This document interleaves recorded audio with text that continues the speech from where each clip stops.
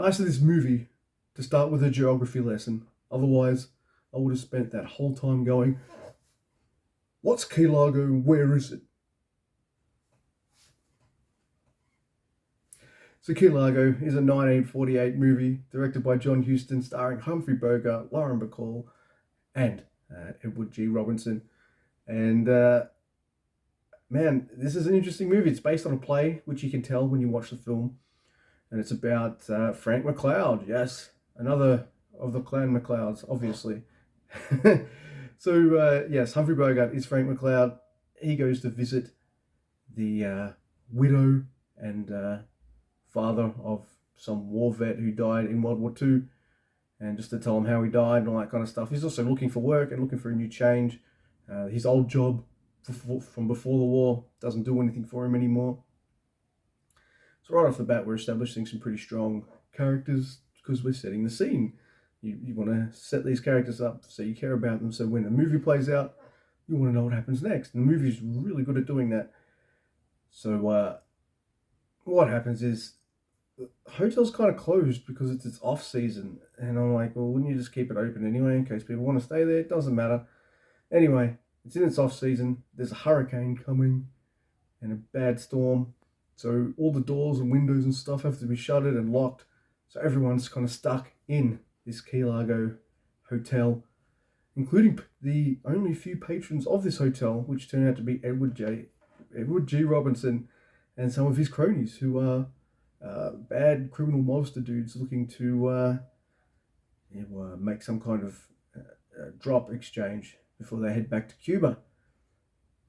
And because of the storm and everything like that, no one can enter, no one can leave. So all these nice, normal, everyday people are kind of stuck in this hotel with the criminals all kind of holding them hostage and shit like that.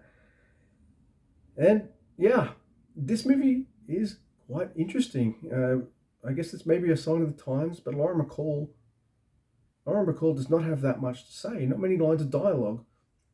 But I feel like her face says more and her body language says more in the entire movie than her father-in-law's character, who for some reason has his pants pulled all the way up to just below his man boobs, which is not too distracting, but it was a little distracting. I was just like, dude, pull your pants down. It's fine. Untuck your shirt a bit. It's all right. I guess it's the 1940s. You can't untuck your shirt. And the performances are great. Humphrey Bogart is great. Lauren Bacall, with what little material she has this really wonderful presence, which is great. And Edward G. Robinson is fantastic. He's really evil and menacing.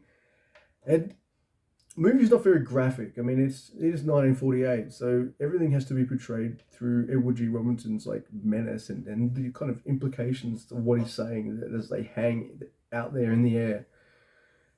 And for the characters and including the audience to draw your own conclusions. It's just how fucked up this guy is, how evil and power hungry and mad he just actually is. So yeah, it's a pretty good movie. It has some really nice twists as it goes along the way. It does have that old movie thing that always makes me chuckle, is when someone gets shot and they're like, oh, but there's no bullet hole or anything or blood. Man, what is that with old movies? I never got that. You also see a little more of Edward G. Robinson than you might have wanted, or maybe you do want it. So there you go. Another reason to watch Key Largo. Moves at a really nice, steady clip. I really enjoyed it. The screenplay is also by John Huston and Richard Brooks. It's a solid, good time. It might be a tiny bit long, but not too much. And by the way, I say that because I was kind of tired when I watched it. However, I just had my second vaccination that day, and I was just hit with a fucking wave of lethargy. So that's obviously going to be part of it. So I haven't let it colour my score or anything like that.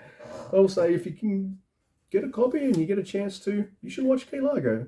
It's a really good, solid time. Hour and 40. Great performances, great characters. Pretty solid ending too. So, do it. Do it. And I have it on good authority, because this is my review show, and I dictate what movies I watch, I guess, that there will be another Humphrey Bogart movie coming soon. There you go. Also directed by Mr. Houston.